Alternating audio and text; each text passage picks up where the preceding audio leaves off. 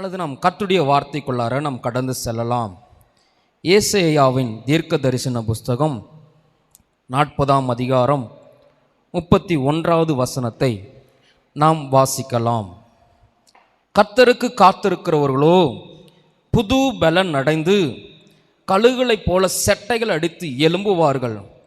அவர்கள் ஓடினாலும் இளைப்படையார்கள், நடந்தாலும் சோர்ந்து போவார்கள். கிறிஸ்துவுக்குள் பிரியமானவர்களே, வசனம் இப்படியாக சொல்லுகிறது, கர்த்தருக்கு காத்திருக்கிறவர்களோ புது பலன் அடைந்து அவர்கள் கழுகுகளைப் போல செட்டைகள் அடித்து உயர எழும்புவார்கள். அப்போ நீங்கள் இன்றைக்கு ஆராதனைக்கு நீங்கள் வந்திருக்கிறீர்கள், கர்த்தருக்கு நீங்கள் அமர்ந்து காத்திருக்கிறீர்கள், அல்லது பல நாட்களாய், பல வாரங்களாய், பல மாசங்களாய், அல்லது பல வருடங்களாய் ஒரு காரியத்திற்காக தேவனுடைய சமூகத்தில் அமர்ந்து நீங்கள் ஜெபித்து கொண்டிருந்தீர்கள். எதற்காக? கர்த்தர் என்னை ஆசீர்வதிப்பார், கர்த்தர் என்னை மேன்மைப்படுத்துவார், என் பிஸ்னஸை கர்த்தர் உயர்த்துவார், நான் உயர்ந்த இடத்திற்கு வருவேன், என் பிள்ளைகள் உயர்ந்த இடத்திற்கு வருவார்கள், என்னுடைய குடும்பங்கள் உயர்த்தப்படும் என்று சொல்லி நீங்கள் தேவனுடைய சமூகத்தில் அமர்ந்து காத்திருந்தீர்கள். பார்த்தீர்களா? அந்த காரியத்திற்கு கர்த்தருடைய வார்த்தை சொல்லுகிறது, கர்த்தருக்கு காத்திருக்கிற நீங்கள் உயர பரப்பீர்கள். கர்த்தர் கழுகுகளுக்கு சமமான உயர்வை உங்களுக்கு கர்த்தர் கொண்டு வந்து கொடுப்பார். ஒரு ஆமேன் சொல்லுங்க பார்க்கலாம். அதான் வசனம் சொல்லுகிறது. யோவான் எழுதின சுவிசேஷம் 5ஆம் அதிகாரம் 2 8 வசனங்கள் நீங்கள் வரைக்கும் வாசித்து பார்த்தீர்கள் என்றால் அங்கே ஒரு மாபெரும் ஒரு சம்பவம் நடக்கிறது. அங்கே பெதஸ்தா என்கிற ஒரு குளம் உண்டு. அந்த பெதஸ்தா குளத்திலே பல வியாதிக்காரர்கள்லாம் வந்து அந்த இடத்துல இருக்கிறார்கள். அந்த பெதஸ்தா என்கிற குளத்திலே ஒரு தூதனானவன் வந்து அந்த குளத்தை கலக்கும் போது அங்கே எப்பேற்பட்ட வியாதிஸ்தரா இருந்தாலும் அவர்கள் அந்த குளத்தில் இறங்குகிறவர்கள் சுகமாவார்கள். அங்கே என்னென்ன வியாதிக்காரர்கள்லாம் வந்திருப்பார்கள் என்று நீங்கள் நினைத்து பாருங்கள். கண்ணு தெரியாதவங்க வந்திருப்பாங்க, காது கேட்காதவங்க வந்திருப்பாங்க, வாய் பேசாதவங்க வந்திருப்பாங்க, முழங்கால் பிரச்சனை இருக்கிறவங்க வந்திருப்பாங்க, நரம்பு பிரச்சனை இருக்கிறவங்க வந்திருப்பாங்க, கிட்னி பிரச்சனை இருக்கிறவங்க வந்திருப்பாங்க. சரீரத்தில் என்னென்ன பிரச்சனை இருக்குதோ, என்னென்ன வியாதி இருக்குதோ அத்தனை வியாதிக்காரர்களும் எங்கே பெதஸ்தாவின் அந்த குளத்தின் அருகிலே அமர்ந்திருக்கிறார்கள், காத்திருக்கிறாங்க. அந்த தூதன் எப்போ வருவான்னு தெரியல. வரும்போது வந்து அந்த குளத்தை கலக்கும் போது யாரெல்லாம் இறங்குகிறார்களோ அவங்கெல்லாம் சுகம் பெற்று என்ன பண்ணுவாங்க? கடந்து போவார்கள். காத்திருக்கிறார்கள். அதில் ஒரு 38 வருடமுள்ள ஒரு மனிதனும் காத்திருக்கிறான். எத்தனை ஆண்டு காலம் நீங்களே நினைத்து பாருங்கள். ஒரு சுகத்திற்காக பல ஆண்டு காலமாய் அந்த மனிதன் காத்திருக்கிறான். எப்ப வருவார் என்று தூதன் தெரியல. ஒரு மாதம் வந்து விட்ட போன தூதன் அடுத்து 2 மாதம் கழித்து கூட வரலாம், அல்லது ஒரு ஆண்டு காலம் கழித்து கூட வரலாம். எப்ப வருவார்னு தெரியல. வந்து அந்த குளத்தை கலக்கும் போது எப்பேற்பட்ட வியாதியா இருந்தாலும் அவர்கள் கீழே இறங்கி அந்த குளத்துக்குள்ள மூழ்கி எந்திரிக்கும் போது அவர்கள் என்ன பண்ணிடுவாங்க? சுகம் பெற்றுடுவாங்க. இங்கே 38 வருஷமா ஒரு மனிதன் காத்திருக்கிறான். நீங்களும் பல ஆண்டு காலமா அல்லது பல மாசமா ஒரு காரியத்துக்காக தேவனுடைய சமூகத்தில் ஜெபித்துக்கிட்டே இருக்கிறீங்க. ஆண்டவர் எனக்கு நிச்சயமா செய்வார், என் குடும்பத்தில் அற்புதம் நடக்கும், என் பிள்ளைகளுடைய வாழ்க்கையில் அற்புதங்கள் நடக்கும், நான் உயர எழும்புவேன், கர்த்தர் என் வேலையில் உயர்ந்த இடத்துக்கு கொண்டு போவார், நான் நிம்மதியும் சமாதானத்தையும் பெறுவேன், என் கவலைகள் மாறும், என் கண்ணீர் மாறும் என்று சொல்லி நீங்க தேவனுடைய சமூகத்தில் அமர்ந்து காத்திருக்கிறீங்க. பார்த்தீங்களா? இன்னைக்கு இயேசு உங்களை தேடி வந்திருக்கிறாரு. இன்னைக்கு இயேசு என்ன பண்ணிருக்கிறாரு? உங்களை தேடி வந்திருக்கிறாரு. அந்த 38 வருஷமா இருந்த மனிதனை தேடி இயேசு சென்றாருங்க. எத்தனை வருஷமா இருந்த மனுஷனை? 38 வருஷமா. இன்னைக்கு நீங்க பல நாட்களாய் காத்திருந்த காத்திருப்புக்கு இன்னைக்கு இயேசு இந்த இடத்துக்கு வந்திருக்கிறாரு. இன்னைக்கு உங்களை கர்த்தர் உயர்ந்த இடத்துக்கு கொண்டு போக போகிறாரு. உங்களுடைய ஜெபத்திற்கு பதில் வர போகுது. அந்த மனுஷனை பார்த்து சொன்னாரு, கர்த்தர் என்ன சொன்னாரு? 38 வருஷமா இந்த இடத்துல ஒரே இடத்துல அமர்ந்திருக்கிறான்னு சொல்லி அவனை தேடி போய் கேட்கிறாரு, நீ சுகமாகணும்னு விரும்புறியா? அற்புதத்தை பெற்றுக்கொள்ளணும்னு விரும்புறியா? உன் வாழ்க்கையில் நீ உயர்ந்த இடத்துக்கு போகணும்னு விரும்புறியா? அந்த மனுஷன் கேட்குறான், ஆமாண்டவரே, நான் உயர்ந்த இடத்துக்கு போகணும், என் குடும்பத்தை பார்க்கணும், என் பிள்ளைகளை பார்க்கணும், என் பெற்றோரை பார்க்கணும். 38 ஆண்டு காலமா இதே இடத்துல அமர்ந்துட்டேன், என் வாழ்க்கையில் முன்னேற்றம் இல்லை, செழிப்பு இல்லை, நான் உயர்ந்த இடத்துக்கு போகணும் இயேசுவே. இயேசு சொன்னார், நீ எழுந்து நட, உன் படுக்கை எடுத்துக்கொண்டு நீ போ. இந்த நாட்கள், இந்த ஆண்டு ஆண்டவருடைய வார்த்தை உங்களுக்கு சொல்லுகிறது, நீங்கள் உயர்ந்த இடத்திற்கு போவீங்க. நீங்க நினைச்சு பார்க்க முடியாத அளவுக்கு கர்த்தர் உயர்ந்த இடத்துக்கு உங்களை கொண்டு போவார். உங்களுடைய வேலையில, தொழில, உங்களுடைய குடும்பத்தில், உங்களுடைய வருமானத்தில், எல்லாவற்றிலும் கர்த்தர் உயர்ந்த இடத்திற்கு கொண்டு போவார். அதுதான் வசனம் சொல்லுகிறது, கர்த்தருக்கு காத்திருக்கிறவர்கள் புது பலன் அடைந்து அவர்கள் சட்டைகளை அடித்து உயர எழும்புவாருங்க. நீங்க சோர்ந்தே போகாதீங்க. கர்த்தர் சொல்லுகிற வார்த்தை, நீங்க உயர்ந்த இடத்திற்கு போவீங்க. ஒரு ஆமேன்னு சொல்லுங்க பார்க்கலாம். எசேக்கியேல் தீர்க்க தரிசன புஸ்தகம் 37ஆம் அதிகாரம் 1லிருந்து சில வசனங்களை வாசிச்சு பார்த்தீங்கன்னா, அங்கே எசேக்கியா தீர்க்க தரிசிக்கு கர்த்தருடைய ஆவியானவர் அந்த மனிதனை ஆவிக்குள்ளார கொண்டு போய் எங்கே கொண்டு போய் நிறுத்துறாராம்? எலும்புகள் நிறைந்த பள்ளத்தாக்கு நடுவில் கொண்டு போய் நிறுத்துகிறார். வெறும் எலும்பு கூட இருக்குது. அது எவ்வளோ நூற்றாண்டு காலமாய் அது எலும்புகளாக இருக்குதுன்னு தெரியல. வெறும் தலை தனியா, கை தனியா, காலு தனியா, சரீரம் தனியா, ஒவ்வொன்றும் வெறும் எலும்பு கூட இருக்குது. அந்த எலும்பு கூடுகள் மத்தியில் கொண்டு போய் கர்த்தருடைய ஆவியானவர் அந்த மனிதனை பார்த்து சொல்லுகிறார், எசேக்கியா, இந்த எலும்புகளெல்லாம் உயிரடையுமா? பல ஆண்டு காலம் ஆயிடுச்சு, பல வருடங்கள், நூற்றாண்டுகள் ஆயிடுச்சு, உயிரடையுமா? அந்த மனுஷன் சொல்றாரு, ஆண்டவரே, எல்லாவற்றையும் சிருஷ்டித்தவர் நீர், எல்லாவற்றையும் உண்டாக்குனவர் நீர், எல்லாவற்றையும் உருவாக்குனவர் நீர். உம்முடைய அசைவில்லாமல் எதுவும் நடக்காது. நான் அல்ல, நீரே எல்லாவற்றையும் அறிந்திருக்கிறீர். ஆனா கர்த்தர் அவனை பார்த்து சொல்ல சொன்னார், நீ பேசு, உலர்ந்த எலும்புகளை பார்த்து பேசு, அது உயிரடையும், நரம்புகள் வரும்னு சொல்லு, சதைகள் வரும் என்று சொல்லு. இன்னைக்கு பிரியமானவர்களே, நீங்கள் கர்த்தருடைய வார்த்தையை கேட்டுக்கொண்டிருக்கிற உங்களுடைய வாழ்க்கையிலும் சில காரியங்கள் உயிரடையுமா? என் வாழ்க்கையில் நான் முன்னேறுவேனா? என் வேலையில் முன்னேறுவேனா? என் குடும்பம் முன்னேறுமா? எல்லாம் செத்து போன நிலைமையில காணப்படுகிறது. எப்ப நான் என் வாழ்க்கையில் முன்னேறுகிறது? என் குடும்பத்தாரை பாருங்க, என் உறவுக்காரங்களை பாருங்க, என் நண்பர்களை பாருங்க, என்னை விட எல்லாரும் மேலே வந்திருக்கிறாங்க. நான் உயிரை மேலே போக முடியுமா? சில நேரங்கள் கேள்விகள். ஆனால் கர்த்தர் சொல்றாரு, அது இல்லாதவைகளா இருந்தாலும் கர்த்தர் உருவாக்கி உங்க கரங்களிலே தருவார். அது செத்து போனதா இருந்தாலும் கர்த்தர் அதை உயிரோடு கூட எழுப்பி உங்களுடைய கரங்களிலே நிச்சயமாய் கொடுப்பார். நீங்கள் கர்த்தருக்கு காத்திருக்கிறபடினால உயர்ந்த அடைக்கலத்துக்கு போவீங்க. உங்க உயர்வை யாராலையும் என்ன பண்ண முடியாது, தடுக்கவே முடியாது. இந்த ஆண்டு நீங்கள் கர்த்தர் என்ன பண்ணுவார், உங்களை உயர்ந்த இடத்திற்கு கொண்டு போவார். பாருங்க, சங்கீதம் 25வது சங்கீதம் 3வது வசனம் என்ன சொல்லுகிறது? எடுத்து வாசிக்கலாம். உம்மை நோக்கி காத்திருக்கிறவர்கள் ஒருவரும் வெட்கப்பட்டு போகாதபடி செய்யும். வசனம் சொல்லுகிறது, கர்த்தரை நோக்கி காத்திருக்கிறவர்கள் வெட்கப்பட்டே போக மாட்டாங்க. நீங்க இவ்வளவு வருட காலம் அல்லது இவ்வளவு மாசம் காலம் எல்லாரிடத்திலும் அவமானப்பட்டீங்க.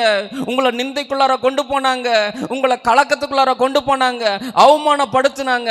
ஆனா நீங்க கர்த்தருக்கு காத்திருக்கிறபடினால நீங்க வெட்கப்பட்டே போக மாட்டீங்க. கர்த்தர் சொல்றாரு, கீழே ஆழத்திலிருந்து உண்டாகும் ஆசீர்வாதங்களாலும் உயர வானத்திலிருந்து உண்டாகும் ஆசீர்வாதங்களாலும் உங்களை கர்த்தர் ஆசீர்வதிப்பார்.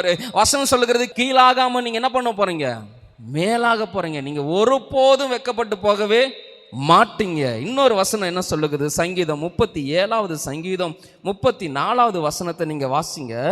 அங்க என்ன சொல்லுகிறது கர்த்தருடைய வார்த்தை பாருங்க. நீங்க கர்த்தருக்கு காத்திருந்து அவருடைய வழியை நீங்க என்ன பண்ணுங்க, கை கொள்ளுங்க. கர்த்தருக்கு காத்திருந்து அவருடைய வழியை நீங்க கை கொள்ளுகிற பொழுது, அப்பொழுது நீ பூமியை சுதந்தரித்துக் கொள்வதற்கு அவர் உன்னை உயர்த்துவார். கர்த்தரே உங்களை உயர்த்துவாருங்க. நீங்க இந்த ஆண்டு, இந்த மாசங்கள் கர்த்தர் உங்களுக்கு பூமியை சுதந்தரிக்கிற அளவுக்கு கர்த்தர் உங்களுக்கு நிலங்களை, ஆஸ்திகளை, ஐஸ்வர்யங்களை, சமாதானத்தை, சுகத்தை எல்லாவற்றையும் கர்த்தர் தந்து உங்களை கர்த்தர் என்ன பண்ணுவாரு, உயர்ந்த இடத்திற்கு கொண்டு போவார். ஒரு ஆமீன் சொல்லுங்க. கர்த்தர் உங்களை என்ன பண்ணுவார், உயர்ந்த இடத்துக்கு கொண்டு போவார். நம்ம எல்லாருக்கும் ஒரு ஆசை, உயர்ந்த இடத்திற்கு போகணுங்கிறது ஒரு ஆசை. ஆசை யாருக்குமே இல்லையா? இருக்குது. நான் உயர்ந்த இடத்துக்கு போகணுங்க, என் வேலையில் நான் உயர்ந்த இடத்திற்கு போகணும், நான் படிக்கிற என் படிப்பில் உயர்ந்த இடத்திற்கு போகணும், என் பிஸ்னஸில் நான் உயர்ந்த இடத்திற்கு போகணும், என் குடும்பம் எல்லாம் ஆசீர்வதிக்கப்பட்டு நாங்கள் வீடு, நிலங்களை, வாகனங்களை வாங்கி நாங்கள் எல்லா ஜனத்திற்கு முன்பதாக உயர்ந்த இடத்திற்கு போகணும், பூரண சுகத்தோடு ஆயுசு நாட்களோடு இருந்து நான் உயர்ந்த இடத்திற்கு போகணும். எல்லாத்துக்கும் ஆசை, எல்லாத்துக்கும் ஆசை. அப்போ நம்ம என்ன பண்ணணும்? உயர்ந்த இடத்திற்கு போகணுன்னா நம்ம என்ன பண்ணணும்? உயர்வான ஸ்தலத்திற்கு போகணுன்னா நம்ம என்ன பண்ணணும்? அது ரொம்ப முக்கியம் அல்லவா? அதை நம்ம பார்த்துட்டு நம்ம ஜெபிக்கலாம். சங்கீதம் 91வது சங்கீதம் 14வது வசனம் இப்படியா இருக்கிறது, வாசிக்கலாம். வசனம் சொல்லுகிறது, அவன் என்னிடத்தில் வாஞ்சியாய் இருக்கிறபடியால் அவனை நான் விடுவிப்பேன். என் நாமத்தை அவன் அறிந்திருக்கிறபடியால் அவனை நான் என்ன பண்ணுவேன்? உயர்ந்த அடைக்கலத்தில் வைப்பேன். இங்கே என்ன சொல்லுகிறார் கர்த்தருடைய வார்த்தை? அவன் என்னிடத்தில் வாஞ்சியாய் இருக்கிறபடியால் அவனை நான் விடுவிப்பேன். என் நாமத்தை அவன் அறிந்திருக்கிறபடினால உயர்ந்த அடைக்கலத்துக்கு. அப்போ நம்ம உயர்ந்த இடத்திற்கு போகணும். நம் ஆசீர்வாதத்திலும் நன்மையிலும் சுகத்திலும் கிருபையிலும் ஊழியத்திலும் எல்லாவற்றிலும் உயர்ந்த இடத்திற்கு போகணும்னா 2 காரியம் செய்யணும். ஒன்று என்ன? தேவன் மேல் வாஞ்சை இருக்கணும். 2வது தேவனுடைய நாமத்தை நீங்கள் என்ன பண்ணிடணும்? அறிந்திருக்கணும். தேவன் மேலே ஃபஸ்ட்டு வாஞ்சை இருக்கணும். 2வது தேவனிடத்தில் என்ன பண்ணணும்? அவருடைய நாமத்தை நீங்கள் அறிந்திருக்கணும். இங்கே வசனம் என்ன சொல்லுகிறது? வாஞ்சை. என்னிடத்தில் வாஞ்சை. என்ன சொல்கிறாருங்க? சொல்லுங்க. என்னிடத்தில் வாஞ்சை. வாஞ்சைன்னா என்னங்க? சொல்லுங்க பார்க்கலாம். தேவன் மேல் அன்பு, பற்று, பாசம், அவரையே சார்ந்திருக்கிறது. தேவன் செய்வார், தேவன் செய்வார், எல்லாவற்றுக்கும் தேவன் செய்வார் என்கிற அந்த வாஞ்சை, அந்த வைராக்கியம், அவர் மேலே இருக்கிற அந்த வாஞ்சை நம்ம மேலே இருக்கும்போது கர்த்தர் என்ன பண்ணுகிறாராம்? விடுவிக்கிற தேவனாக இருக்கிறார். அதனால தான் வசனம் என்ன சொல்லுகிறது? வாஞ்சியாக இருக்கிறதுக்கு சில காரியங்களை நான் உங்களுக்கு கோடிட்டு காட்டுகிறேன். சங்கீதம் 42வது சங்கீதம் 1வது வசனத்தை நீங்கள் வாசிச்சு பாருங்க. மானானது நீரோடையை வாஞ்சித்து கதறுவது போல தேவனே என் ஆத்துமா உம்மையே வாஞ்சித்து கதறுகிறது. மான், ஒரு மான் உங்களுக்கு தெரியும், நிறைய புல் சாப்பிட்ருச்சு, நிறைய உணவை உட்கொண்டுருச்சுன்னா அதுக்கு என்ன வேணும்? தண்ணி வேணும். அது தண்ணிக்காக அலைந்து திரியும். எங்கே இருக்குது, எங்கே இருக்குது, எங்கே இருக்குது, எங்கே இருக்குது, எங்கே இருக்குன்னு போய் கண்டுபிடிக்கிற வரைக்கும் அந்த மான் தொலைவி கொண்டே இருக்கும். அதே போல தான் வசனம் சொல்லுகிறது, மானானது நீரோடையை வாஞ்சித்து கதறுவது போல தேவனே என் ஆத்துமா உண்மையில வாஞ்சித்து என்ன பண்ணுகிறது? கதறது. தேவன் மேல் நாம் வாஞ்சியா இருக்கிற பொழுதுதான் அற்புதங்கள் நடக்கும். தேவன் மேல் வாஞ்சியா இருக்கிற பொழுதுதான் நம்ம உயர்ந்த இடத்திற்கு போக முடியும். தேவன் மேல் வாஞ்சியா இருக்கிற பொழுதுதான் அதிசயங்கள் நடக்கும். தேவன் மேல் வாஞ்சியா இல்லைன்னா நமக்கு என்ன நடக்காது? ஒன்றுமே நடக்காது. இதே இன்னொரு சங்கீதம் 119வது சங்கீதம் 40வது வசனத்தை நீங்க வாசிங்க. இதோ உம்முடைய கட்டளைகள் மேல் வாஞ்சியாய் இருக்கிறேன். அப்படின்னா அவர் என்ன சொல்றாரு? உம்முடைய வசனத்தின் மேல் வாஞ்சை.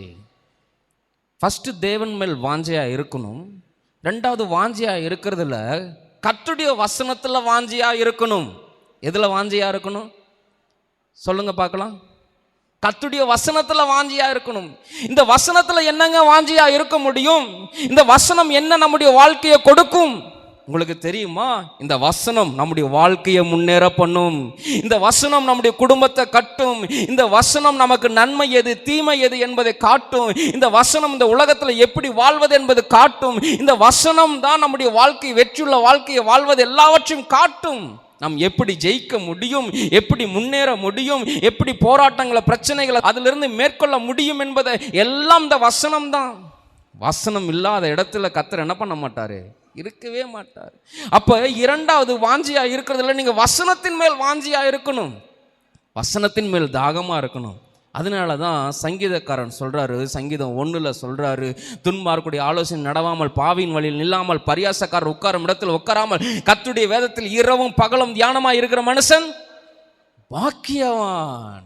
யாரெல்லாம் தேவனுடைய வார்த்தையின் மேல் வாஞ்சியா இருக்கிறார்களோ, யாரெல்லாம் தேவனுடைய வார்த்தையுமே சார்ந்திருக்கிறார்களோ, அவர்கள் நீர்க்காலின் ஓரமாய் நடப்பட்ட மரத்தை போல அவர்கள் எல்லா நாளும் செழிப்பாக இருப்பார்கள். நீங்கள் உயர்ந்த இடத்துக்கு போகணும்னா 2வது தேவனுடைய வார்த்தையின் மேலே நீங்கள் வாஞ்சையா இருங்க. 1 பேதுரு 2ஆம் அதிகாரம் 3வது வசனத்தை நீங்கள் வாசிச்சு பார்த்தீங்கன்னா அங்கே வார்த்தை என்ன சொல்லுகிறது? நீங்கள் வளரும்படி புதிதாய் பிறந்த குழந்தையை போல திரு வசனமாகிய களங்கம் இல்லாத ஞானப்பாலின் மேல் நீங்கள் என்னவா இருங்க?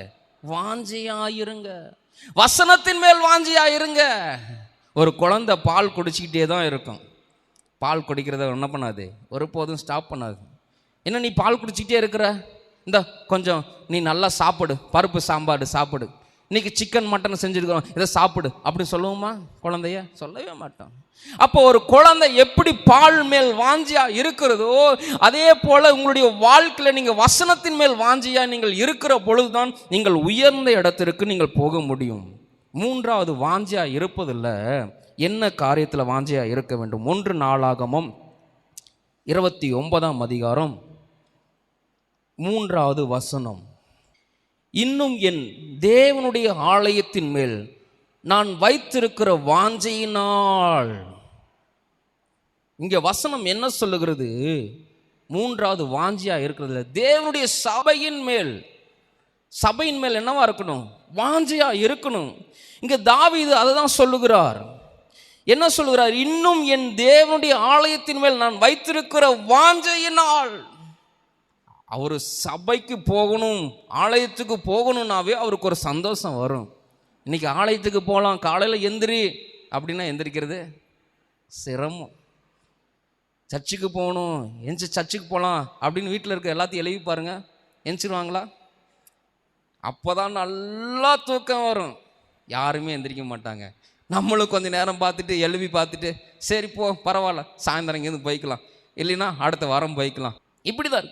ஆனால் இங்கே தாவீது சொல்றாரு, தேவன் மேல் வாஞ்சை, தேவனுடைய சபையின் மேல் வாஞ்சியா இருக்கிறபடினால இது கீழே இருக்கிற வசனங்கள் எல்லாம் வாட்சி பாருங்க. அவர் வைத்திருந்த பொன்னு வெள்ளி ஆபரணங்கள் எல்லாவற்றையும் கொண்டு வந்து சபை கட்டுவதற்காக கொடுத்தாருங்க. தாவீது சபையின் மேல் வாஞ்சியா இருந்தார். சங்கீதம் 84வது சங்கீதத்திற்கு நீங்கள் வாருங்கள், 2வது வசனத்தை நீங்கள் வாசித்து பாருங்கள். 84 2வது வசனம். என் ஆத்துமாவே கர்த்தருடைய ஆலய பிரகாரங்கள் மேல் வாஞ்சையும். தாவீது அவர் சபையின் மேலே தான் வாஞ்சியா இருந்தார். கர்த்தருடைய ஆலயத்தை கட்டணும், சபையை என்ன பண்ணணும், சபையிலேயே இருக்கணும், கர்த்தரை பாடணும், துதிக்கணும், அந்த வாஞ்சையே அவருக்கு இருந்தனால தாங்க உயர்ந்த இடத்திற்கு தாவீது போனாருங்க. உங்களுடைய வாழ்க்கையில் நீங்கள் உயர்ந்த இடத்திற்கு போகணும்னா வசனம் சொல்கிறது, என்னிடத்தில் வாஞ்சியா இருக்கிறபடினால உன்னை நான் விடுவிப்பேன். அப்போ நீங்கள் உயர்ந்த இடத்திற்கு போகணுன்னா ஃபஸ்ட்டு நீங்கள் என்ன பண்ணணும்? தேவன் மேல் வாஞ்சியா இருக்கணும். 2வது வசனம் சொல்லுகிறது, என் நாமத்தை நீங்கள் அறிந்திருந்தா நீங்கள் என்ன பண்ணுவீங்க? உயர்ந்த இடத்திற்கு போவீங்க. சங்கீதம் 91:14 அதுதான் சொல்லுது, என் நாமத்தை அறிந்திருக்கிறபடினால நீங்கள் என்ன பண்ணுவீங்க? உயர்ந்த அடைக்கலத்துக்கு போவீங்க. அப்போ தேவனுடைய நாமத்தை நீங்கள் என்ன பண்ணணும்? அறிந்திருக்கணும். தேவனுடைய நாமத்தை நீங்கள் அறிந்திருக்கணும். தேவனுடைய நாமம் என்ன? இயேசுவுக்கு பல பெயர்கள் கொடுக்கப்பட்டிருக்குது.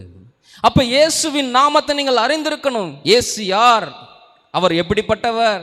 அவர் எதற்காக இங்கே வந்தார்? இந்த பூமிக்கு வந்தார். அவர் என்ன செய்தார்? மனிதனுக்கு என்ன செய்தார்? நம்முடைய வாழ்க்கையில் என்ன செய்து கொடுத்துட்டு கல்வாரி சிலுவையில் அவர் ரத்தத்தை சிந்தி அவருடைய சரீரங்கள் எல்லாம் காயப்பட்டது என்ன? எதற்காக செஞ்சார்? இயேசுவின் நாமத்தை நீங்கள் என்ன பண்ணணும்? தெரிந்து கொள்ளணும். மரித்தார், அவர் அடக்கம் பண்ணப்பட்டார், 3ஆம் நாள் உயிரோடு கூட எழுந்தார். அந்த கர்த்தருடைய நாமம் என்ன, என்ன காரியங்கள் செஞ்சது என்பதை இயேசுவை பற்றி நீங்கள் என்ன பண்ணணும்? அறிந்து கொள்ளணும். இயேசுவின் நாமத்தை நீங்கள் அறிந்து கொள்ளும் போது தான் உயர்ந்த அடைக்கலத்துக்கு நீங்கள் போக முடியும். இயேசுவின் நாமத்தை அறிந்திருக்கிற அநேகருடைய வாழ்க்கையில் கர்த்தர் உயர்ந்த இடத்திற்கு கொண்டு போயிருக்கிறார். நீங்கள் இயேசுவின் நாமத்தை நீங்கள் என்ன பண்ணுங்க? அறிந்து கொள்ளுங்க. சங்கீதம் 21 என்ன சொல்லுகிறது? யாக்கோப்பின் தேவனுடைய நாமம் உமக்கு உயர்ந்த அடைக்கலமாம். யாக்கோப்பின் தேவன், யாக்கோப்பின் தேவன். யாக்கோப்பு யார்? அவருடைய வாழ்க்கையில் என்ன நடந்தது? கர்த்தருடைய நாமம் அந்த மனிதனை என்ன பண்ணுச்சு உங்களுக்கு தெரியுமா? யாக்கோப்பு தன்னுடைய மாமனார் வீட்டுக்காக போகும்போது அவர் வெறும் கையா போறாருங்க. ஒண்ணுமே இல்லை, ஒரே ஒரு ஆடை, அவர் போட்டிருந்த ஆடைகள், அவர் வைத்திருந்த ஒரே ஒரு கோல், இது மட்டும் போகிறார் கொண்டுட்டு. ஆனால் திரும்பி அவங்க மாமனாரை விட்டு திரும்பி அவர் சொந்த ஊருக்கு வருகிற பொழுது வசனம் சொல்லுகிறது, அவரை கர்த்தர் 2 பரிவாரங்களால் ஆசீர்வதிச்சாருங்க. எப்படின்னா அவர் தேவனுடைய நாமத்தை அறிந்திருந்தாருங்க. கர்த்தருடைய நாமத்தை அறிந்திருந்தனால தான் அவருக்கு 2 பரிவாரங்களை கொடுத்து அவருக்கு அவருடைய வாழ்க்கையில் ஆசீர்வாதங்கள் என்ன பண்ணார்? பெற்றுக்கொண்டார். இதே நீதிமொழிகள் 18ஆம் அதிகாரம் 10வது வசனத்தை நாம் வாசிக்கலாம். கர்த்தரின் நாமம் பலத்த துருகம், நீதிமான் அதற்குள் ஓடி சுகமாயிருப்பான். அப்போ உங்களுடைய வாழ்க்கையில் நன்மை வேணுமா, சுகம் வேணுமா, ஆசீர்வாதங்கள் வேணுமா, கிருபை வேணுமா, உங்களுடைய வேலையில் உங்கள் குடும்பத்தில் எல்லாவற்றிலும் நீங்கள் உயர்த்தப்பட வேணுமா? வசனம் சொல்லுகிறது, கர்த்தரின் நாமம் தான் உங்களுக்கு பலத்த துருகம். துருகம்னா என்னங்க? பாதுகாப்பு. கர்த்தரின் நாமம் தான் உங்களுக்கு கேடகம். கர்த்தருடைய நாமம் தான் உங்களுக்கு அடைக்கலம். கர்த்தருடைய நாமம் தான் உங்களுக்கு ஆதரவு. கர்த்தருடைய நாமம் தான் உங்களுக்கு துணை. கர்த்தருடைய நாமம் தான் எல்லாவற்றையும் கொண்டு வந்து கொடுக்கும். வசனம் சொல்லுகிறது, நீதிமான் அதற்குள் ஓடி என்னவா இருப்பானா? சுகமா இருப்பான். நீங்கள் நிம்மதியான ஒரு வாழ்க்கை வாழணுமா, நீங்கள் சுகமா இருக்கணுமா அப்படின்னா கர்த்தருடைய நாமத்தை நீங்கள் என்ன பண்ணுங்க? அறிந்து கொள்ளுங்க, தெரிந்து கொள்ளுங்க. பாருங்க, அப்போஸ்தலர் நடபடிகள் 3ஆம் அதிகாரம் 1 இருந்து சில வசனங்களை வாசித்து பார்த்தீங்கன்னா அங்கே ஒரு சம்பவம் நடக்குது. என்ன நடக்குது வாசித்து பாருங்க. ஜெப ஆலய வேலையாகிய 9ஆம் மணி நேரத்திலே பேதுருவும் யோவானும் தேவாலயத்திற்கு போனார்கள். அப்பொழுது தன் தாயின் வயிற்றிலிருந்து சப்பானியாய் பிறந்த ஒரு மனுஷன் சுமந்து கொண்டு வந்தார்கள். தேவாலயத்தில் பிரவேசிக்கிற இடத்தில் பிச்சை கேட்கும்படி நாடோறும் அவனை அலங்கார வாசல் எனப்பட்ட தேவ வாசல் அண்டையிலே வைப்பார்கள். தேவாலயத்தில் பிரவேசிக்கிற பேதுருவையும் யோவானையும் அவன் கண்டு பிச்சை கேட்டான்.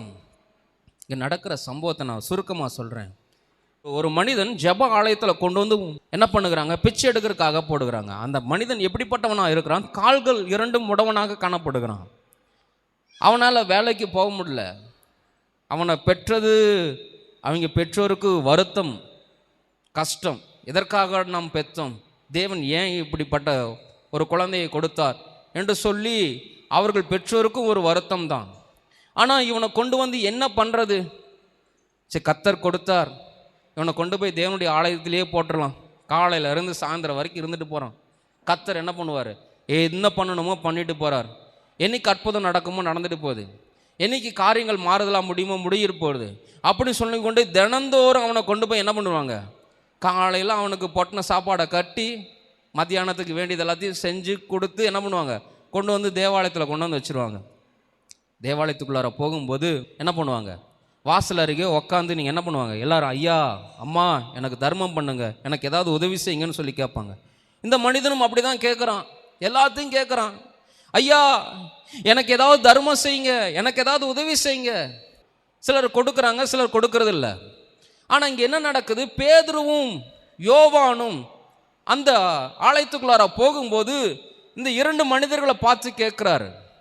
இந்த 2 மனிதர்கள் அந்த மனிதனுக்கு எப்படி தெரிஞ்சிருக்கும்? விலை உயர்ந்த நபரை போல இருந்திருக்கும். அவர்கள் கேட்கிறார்கள், 2 மனிதர்களையும் பார்த்து கேட்கிறார், ஐயா எனக்கு ஏதாவது தர்மம் செய்யும். நான் பிறந்த நாளில் இருந்து நான் இப்படியே என்னுடைய வாழ்க்கை கடந்து போயிடுச்சு. நானும் தேவனுடைய அற்புதத்திற்காக தேவனுடைய ஆலயத்தில் அமர்ந்து காத்திருக்கிறேன். எனக்கு ஒரு அற்புதமும் நடக்க மாட்டேங்குது. என் வாழ்க்கையில் உண்ண உணவும் உடையும் வேணும். என் வாழ்க்கையில் ஆசீர்வாதங்கள் வேணும், நிம்மதி வேணும், சமாதானம் வேணும், செழிப்பு வேணும். இவைகளுக்காக தேவனுடைய ஆலயத்தில் நான் காத்திருக்கிறேன். ஒரு அற்புதமும் நடக்கவில்லை. ஐயா நீர் ஏதாவது ஒரு உதவிகளை செஞ்சா என் வாழ்க்கையில் முன்னேற முடியும், என் வாழ்க்கையில் ஆசீர்வாதங்களை பெற்றுக்கொள்ள முடியும், நான் உயர்ந்த இடத்திற்கு போவேன் என்று சொல்லி அந்த பேதுருவும் யோவானையும் பார்த்து கேட்கிறான். ஆனால் அந்த பேதுருவும் யோவான் என்ன சொல்றாங்க? ஐயா மனிதரே நீ கேட்டது சரிதான், ஆனா எங்களிடத்திலே பொன்னும் வெள்ளியும் இல்லை. எங்களிடத்துல ஒன்னே ஒன்று உண்டு, அது இயேசுவின் நாமம். அந்த இயேசுவின் நாமம், உனக்காக வந்த இயேசுவின் நாமம், உன் வாழ்க்கையை உயர்த்துவதற்காக வந்த இயேசுவின் நாமம், உன் வாழ்க்கையில் அற்புதங்களை கொடுப்பதற்காக வந்த இயேசுவின் நாமம், உன் வாழ்க்கையை உயர்ந்த இடத்திற்கு கொண்டு போவதற்காக வந்த இயேசுவின் நாமம். இந்த இயேசுவின் நாமத்தை நீ அறிந்து கொள். உன் வாழ்க்கையில் அற்புதங்கள் நடக்கும், உன் வாழ்க்கையில விடுதலை உண்டாகும், உன் வாழ்க்கையில கடன் மாறும், உன் வாழ்க்கையில கஷ்டங்கள் மாறும், துன்பங்கள் மாறும். யாருடைய நாமம்? இயேசுவின் நாமம். அவன் என்ன நினைச்சிருப்பான்? நீங்களே யோசிச்சு பாருங்க. இயேசுவின் நாமமா? நான் இதனா வரைக்கும் பொண்ணு வெள்ளியை கேட்டிருக்கிறேன், வைரத்தை கேட்டிருக்கிறேன், காசு கேட்டிருக்கிறேன். இது என்ன இயேசுவின் நாமம்? அப்படி என்ன விலையேற பெற்ற நாமம்? ஏதாவது பையிலிருந்து எடுத்து தருவாராட்டிருக்குது, ஏதாவது பையிலிருந்து எடுத்து தருவாராட்டிருக்கு. அந்த மனுஷன் பார்த்துக்கிட்டே இருக்கிறான். இவன் பார்த்துக்கிட்டே இருக்கிறத பார்த்த உடனே கையை பிடிச்சி டக்குன்னு எழுப்பி எழுந்து இயேசுவின் நாமத்தினால நட. உன் வீட்டுக்கு போ. நீ எல்லார் இடத்துலயும் சாட்சி சொல். உன் குடும்பத்தார் இடத்துல சொல். உன் நண்பர் இடத்துல போய் சொல். இந்த தேவாலயத்தில் அமர்ந்திருக்கிற எல்லா ஜனத்தினிடத்திலும் போய் சொல். உன்னை கர்த்தர் உயர்த்திருக்கிறார், உனக்கு நன்மை செஞ்சிருக்கிறார், உனக்கு அற்புதங்களை செஞ்சிருக்கிறார், உன்னை விடுவித்திருக்கிறார், உனக்கு உயர்ந்த இடம் வந்து விட்டது, நீ இனி எல்லார் இடத்திலும் போய் சொல் என்று சொல்லி அந்த மனிதனை எழுப்பி அனுப்பினார்கள். இன்றைக்கும் நீங்கள் கர்த்தருடைய வார்த்தையை கேட்பதற்காக நீங்கள் அமர்ந்து கொண்டு இருக்கிறீர்கள். நெடுநாட்களாய் ஒரு காரியத்திற்காக ஜெபித்து கொண்டிருக்கிற எல்லா காரியத்திற்கும் வசனம் சொல்லுகிறது, கர்த்தருக்கு காத்திருக்கிறவர்கள் புது பலன் அடைந்து அவர்கள் சட்டைகள் அடித்து உயர எழும்புவார்கள். நீங்கள் கர்த்தருடைய நாமத்தினாலே நீங்கள் உயர்ந்த இடத்திற்கு போவீர்கள். கர்த்தர் உங்களை ஆசீர்வதிப்பார், உங்கள் குடும்பங்களை ஆசீர்வதிப்பார், உங்கள் பிள்ளைகளை ஆசீர்வதிப்பார், உங்கள் பொருளாதாரத்தை ஆசீர்வதிப்பார், உங்கள் பிசினஸ் ஆசீர்வதிப்பார். எல்லாவற்றிலும் ஆசீர்வதிக்கப்பட்டு நீங்கள் உயர்ந்த இடத்திற்கு போவீர்கள். உயர்ந்த இடத்திற்கு போக வேண்டும் என்றால் 2 காரியத்தை நீங்க என்ன பண்ணுங்க, தொடர்ந்து நீங்க செய்யுங்க. 1, தேவன் மேல் நீங்க என்ன பண்ணுங்க, வாஞ்சியா இருங்க. 2வது, கர்த்தருடைய நாமத்தை நீங்க என்ன பண்ணுங்க, அறிந்து கொள்ளுங்க. இதை 2ம் நீங்கள் செஞ்சா நான் சொல்லுறேன், இந்த வருடம் முடியும் போது இறுதியில் நீங்கள் வந்து சொல்லுவீங்க, கர்த்தர் என்னை உயர்ந்த இடத்துக்கு கொண்டு போயிட்டாருங்க, கர்த்தர் என்னை மேன்மைப்படுத்தினாருங்க, நான் ஆசீர்வாதமாக இருக்கிறேன், நான் மற்றவர்களுக்கு கடன் கொடுக்குற அளவுக்கு கர்த்தர் என்னை செழிப்பாக வச்சிருக்கிறாருன்னு நீங்கள் சொல்லுவீங்களா? நான் விசுவாசிக்கிறேன். இங்கே வந்திருக்கிற அநேகர்கள் நீங்கள் பாக்கியவான்கள். கர்த்தர் உங்களுக்கு இந்த நாளில் இருந்து கிரியை செய்ய போகிறார். நீங்கள் உயர்ந்த இடத்திற்கு நீங்கள் போக போகிறீங்க. யாருக்கு தெரியும், விமானத்துக்கு மேலே தான் கழுகு பறக்குது, விமானத்துக்கு மேலே தான் கழுகு பறக்குது, விமானத்துக்கு கீழே எல்லாம் கழுகு பறக்கிறது இல்லை. நீங்கள் உயர்ந்த இடத்திற்கு போகிற அளவுக்கு கர்த்தர் உங்களை கொண்டு போய் வைத்து உங்களை ஆசீர்வதிக்க போகிறார். நாம் யாவரும் இருக்கிற இடத்துல எழுந்து நின்று நாம் ஜெபித்து ஆராதனையை நாம் நிறைவு செய்யலாம்.